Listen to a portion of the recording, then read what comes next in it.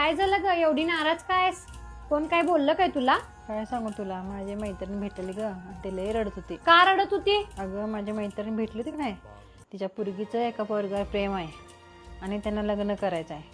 पोरगा चांगला आहे, त्याच्या घरातली पण चांगली आहे ती, पण पोरगीचा बाप दारुडा आहे ग. रोज दोघीसनी मारलेला आहे, लगीन पण करून देना आणि त्या पोरगीला कॉलेजला पण पाठवणं झालंय. अगं मग तिची आई तयार आहे ना, तिनं करून द्यायचं. तू म्हणतेस ते बरोबर आहे ग, पण बाकीची जबाबदारी कोण घेणार? नवरा दारुडा असल्यामुळे ती जबाबदारी कोण घ्यायला तयार नाहीत ग बाई. एवढंच होय आई, मग टेन्शन कशाला घेत्यास? माझ्याकडे एक पर्याय आहे, तो तुझ्या मैत्रिणीला सांग. हे बघ, देवाची आळंदी आहे की नाही, तिथं आळंदी विवाह संस्था आहे. म्हणजे तिथं love marriage, court marriage, arrange marriage सगळं करतात.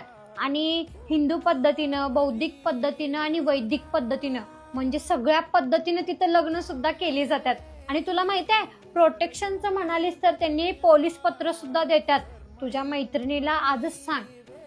आणि त्या दारुड्या बापाचा मार खाण्यापेक्षा त्या मुलासंग तिचा चांगला संसार तर होईल ग. होय ग, पण नेमकं आळंदीत जायचं कुठं? अलंकापुरी मंगल कार्यालय, आळंदी, देवाची, पुणे. आणि अधिक काही माहिती हवी असली ना तर स्क्रीनवर मी त्यांचा नंबर देते, तू त्यांना फोन करायला सांग. होय काय, आत्ताच तिला सांगते बघ, लय रडायला ती बाई, तिचं टेन्शन कमी होईल. शुभ मंगल साव